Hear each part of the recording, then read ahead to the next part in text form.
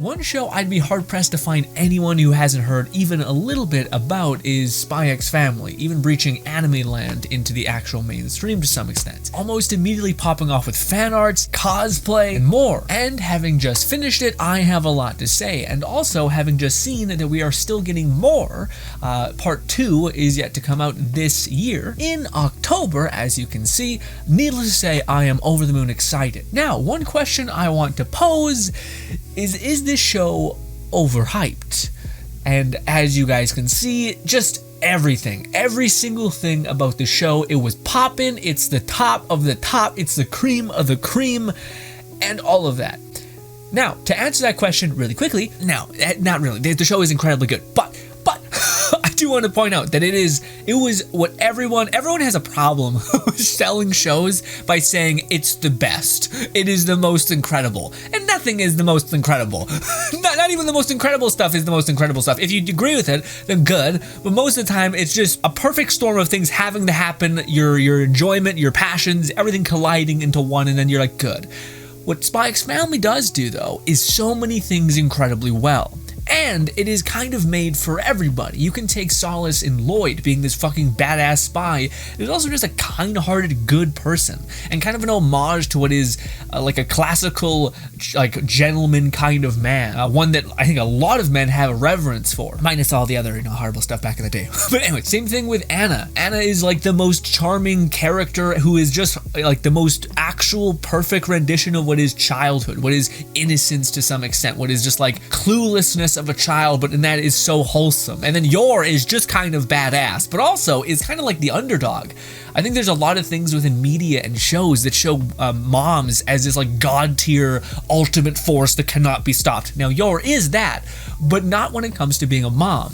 And I think it's very endearing to see a person who, like, this is always like the dude's trope of like, I'm shitty but I try.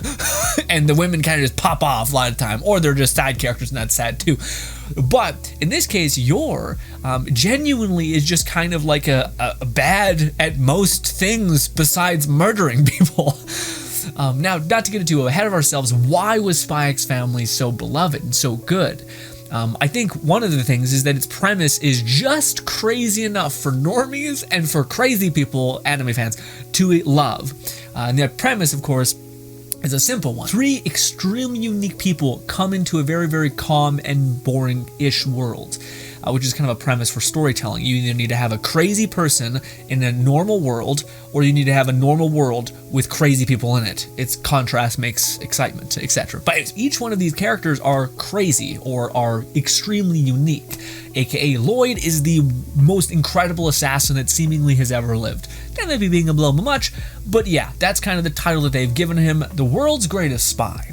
And Yor, his wife, is seemingly, maybe not the world's, but the country's greatest assassin, spy, and then a random, unique as hell child who can literally oppose the laws of nature and read minds. Madness. So there are these 3 eccentric people coming together, and you think it would be like crazy. But where this show I think nails it is in its execution. This kind of could be some sort of like superhero mishmash, smashed together chaos. But instead, it holds back a lot, and it goes into the aspects that most people are like, it's surprising. Like Lloyd going and having to be like, hey, I have to keep up appearances, so we have to go in as a family to like a fish marine biology kind of exhibit, zoo, whatever, I can't think of the name, aquarium. We have to go to the aquarium. And like that simplicity, but then again, that's perfect, because it's like the boringness of like, hey, going on an outing becomes incredibly interesting because these characters are insane, because they're crazy people, because one can read minds, one can kill like crazy, one goes into like bullet time murder fest mode, blood harvest mode, and then fucking Lloyd is just honestly the background of like, I'm just trying to keep everything together, but also pushes people into these crazy scenarios. In fact, Anna and Yor are just kind of like, we're madness, but we're along for the ride. Along for the ride? Yes. It's such a charming show. And to me, it absolutely makes sense on why it achieves what it does, which is essentially mass popularity and mass resonance with a huge audience and many people. In fact, you can have a resonance with an audience, but the question is, how did Spy X Family affect people so deeply? is the far more interesting question, because there were cosplays, there were fan art, there's everything about this show. And I think it's because not only does it do the things that most shows don't do, most anime goes hard and then even harder. It doesn't do something light and then develop that lightness in an interesting way, i.e. going to an aquarium and then making craziness happen there, but still it's like a normal outing. Flipping certain tropes on their head, whereas most women and most moms are kind of looked at as like being able to just have this innate instinct to be like the best ever. But in actuality, it's probably really difficult for some. And also, Anna, the child, is beautifully executed in such a way that makes it seem like the most endearing part of children is in Anna, essentially. Instead of it being like this weird thing where in anime and TV shows and media, we're always shown these frustrating kids, which are probably honest to what kids are, which is kids are selfish, they're frustrating, they don't really have a sensory awareness or a life experience that has determined, morality or anything like that, so they're kind of just all over the place. But Anna seemingly has, and maybe that's because we got Anna when she's around like 5 or 6 and already has had a supposedly a traumatic life, having been an experiment and whatnot, that has defined her to actually value, whoever saves me, whether it's a spy papa or an assassin mom. If they love me to bits and they keep me safe, then I'm in. And that kind of can make sense. So again, a lot of these characters do make sense, which adds to them being charming, as well as them just being extremely unique. And the show also embraces the flaws within these characters, which I think makes them extremely endearing. Like for instance, Yor genuinely goes like blackout mode, feel nothing, just like do the mission and done. And this show gets dark, but very rarely, but it's always with Yor because she's the assassin. Otherwise, Lloyd is like, I'm gonna take down 30 people and somehow not kill most of them or something. Which also, they sneak that in there, where like Lloyd takes down 30 armed soldiers like nothing. And you're like, oh, okay. he's pretty equivocal, if anything, to Yor, but Yor probably is gonna murder everybody and really way faster. But anyway, now, at this point, we probably kind of stomped out this overhyped? Here's the thing, I don't think it's very variable. Like, anime has a tendency to be all the things all at once, with like world-changing cataclysms. But this one doesn't. This one, it kind of is. You have an overarching plot of like their supposed war happening. But largely, again, this is my favorite part about the series, it keeps it kind of tight within the daily foundation of what it is to be a family, and then amplifies it with madness, which is these characters' inherent jobs or proclivity, which is brilliant from a storytelling standpoint. I think the better question is, why is this show so beloved, and why did it reach such resonance with so many people? Now, for me, I think the number one reason why this show is so successful is because it appeases, each character can be for somebody else, essentially. So Lloyd is actually a very, very handsome ass dude who kicks some ass, takes some names, and also has like a fucking crazy amount of forethought and planning. Which is, I think, this is my take on it, I think Lloyd is genuinely attractive to females in terms of like the fact that he's got his shit together, he plans, he executes, he's taking care of his family, he's okay to like put on like a fucking he has the best parts of masculinity and the best parts of male responsibility, I guess. And also he looks gorgeous, which helps. But the character is very structured in that way. Granted, he lies a little bit. That's a little less great. And then we have Yor. Yor is, of course, like, again, people, I think this is, to like the creator's credit, this is what men tend to find endearing a lot, is when somebody tries, but maybe doesn't always execute, but in that failure to execute and still keeps pushing forward, it makes you invest in them finally succeeding, almost like you're cheering for them to finally do the thing. Now, but also, if somebody was terrible and always terrible and didn't have any other redeeming talent or trait, then it'd just be kind of like, oh god, just give this guy a win already. It'd be like a pity watch or a sad watch. But because Yor is like a certifiable like god, essentially, Yor is like an animal, essentially. She is a fully blown assassin, juiced out of her mind. We know she's a badass, but then it's like she's having a specific struggle that we have an investment in her seeing through, which is Anna. Anna, a brilliantly done character as well. Anna's like, again, like the definition of like childlike wonder, which, by the way, it is insane to me that people are seeing weird things with Anna and Lloyd. Like, this is what good, like, wholesome, like, connection with your children, etc. Like, there's nothing weird. People are weird. People are freaky weird. Okay, you got problems, not everybody else. But it is such an amazing thing, and again, because we want to see Anna happy because she's been through supposedly a lot, as well as she's just a good kid. She's a character we're invested in seeing happy again and again and again. Anna must be protected, i.e. that. But because Yor is trying to make us strive in that, we're like, yes, Yor! Yes, try! You can do this! You're a good person. Well, mostly, probably bad people, all that murder, all that. And also, in this like seemingly like Italian kind of world, like Italy type world, there is like this school of chaos, this school which is for a bunch of aristocrat people, and it's not too out of the water, like, you know, it's all about manners and all these things. But even then, you're seeing Anna engage with other interesting characters. Like I love the relationship and what they're doing with the green-haired dude and Anna, because Anna, man, Anna's so good, and half of this stuff is just like, and this is what I think. On surface level, Lloyd and Yor are just cool factor. One's an assassin, blitzkrieging people, pressure point hitting bulls and shit, and Lloyd is just like always making plans and performing and able to like go through everything. Also, we're hearing his rationale, so we're like, this dude is locking it down. Okay, but then Anna is like the gooey center that makes you like, this is my shit. Okay, like it's cool. There's plenty of cool shows, but there's not many shows that have heart, that have so much like heart and like reverence, and like you immediately like connect with characters. That is Anna. Anna's all that. As soon as I mention like the school time zone or the dodgeball episode, or when she gets bullied for the first time and you see her fucking creepy ass face.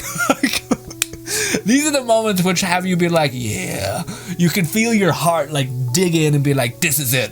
This is why we're here, baby. Also, when Lloyd, or like when Anna, it's all connected to Anna. When Anna says like, they're my family, I love them, they're my people kind of thing. And then Lloyd's like, I'm a monster, but I'm cracking. And it's just like, yes, baby. that is the moment. Those are the things that make you invest. And I think that's why it is so beloved. I think there's no question why this show is so invested in, like why people are so invested in it, is because of that dynamic with Anna and with just the family bonds. And so many people, even if family is one of those interesting things where you don't necessarily need to have a great family, you don't need to have a bad family, but everyone has this idea, like whether it's in our subconscious or our nature, of what we desperately desire from family. So when you see like a good representation of family, and maybe you had a bad childhood and family, then you're like, this is gorgeous, this is perfect. Also, like the baseline mechanics make sense. Like if you were a person who didn't have a great family and you see like basically a step family, a bunch of random characters coming together to kind of be there for each other and harmonize together and grow together and take care of each other, then this is like the best antidote for that, because it's like you make your own happiness, you can find the people that genuinely you care for, and you can keep them safe, and you can make sure they're okay, and you can thrive with them, and you can help them with their thriving, etc. But also, there's moments in the show that just define like genuine connection within human beings. A great point in case is when Lloyd is like falling asleep because he's overworked like crazy, and his daughter's just like wants to spend time with her dad, so she basically cuddles up to him. Also probably wants affection to some extent, and it's just such a beautiful moment, especially the way they do with the art and the lighting and everything. You're just like, oh my god, and it just resonates, and I think it resonates on a human level. I think that's why people are so invested into it. As far as why it's like there's people can be invested in a show and say it's really good, but it just not have massive market reach, etc. Like not a lot of people are aware of it. And this probably is like the main reason. Now that I just popped in my head, I didn't really think about it. With how shitty the world is right now, with like just everything being terrible, and also everyone being kind of stuck at home. And maybe having like a proclivity to have spent time with their family, and maybe that went well, and maybe that went not so well. And then them seeing this like just kind show, like regardless of that whole family thing, it's a kind show that makes you hopeful and excited and happy to see it. Like I think that it almost speaks to a level of human sadness that's existing right now. Maybe too much of a look into the behind the curtain of why a show is successful, but I do think that's a part of it, is something that is just unapologetically kind and genuine. Some things are kind, but they feel like they're forced. This feels very genuine. Like it's just like a genuine, wonderful story that somebody wrote about different polarizing people coming together and harmonizing in a wonderful way. And that's just gorgeous. It's beautiful. Now, with that being said, I will say one thing that surprised me. is this show doesn't, there's two ways you could say it. You could say this show does not feel like it overstays its welcome. But simultaneously, the show also feels like, to me, and it's because I think that's the point. It's supposed to be just this at peace, make you, like, pick you up, give you a hug, and set you on your way.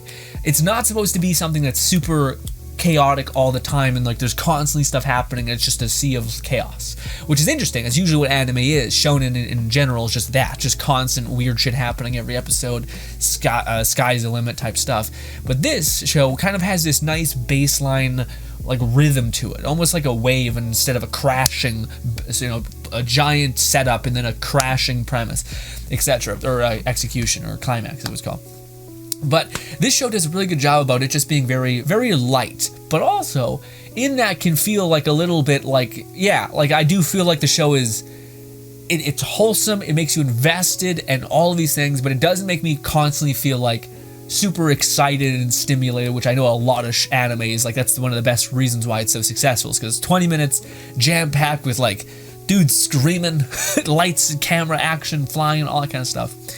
And this show still has its moments, but I don't know if I don't even think the show is trying to do that. I think the show is trying to be this just blanket of warmth and not like wake the fuck up and let's go, baby.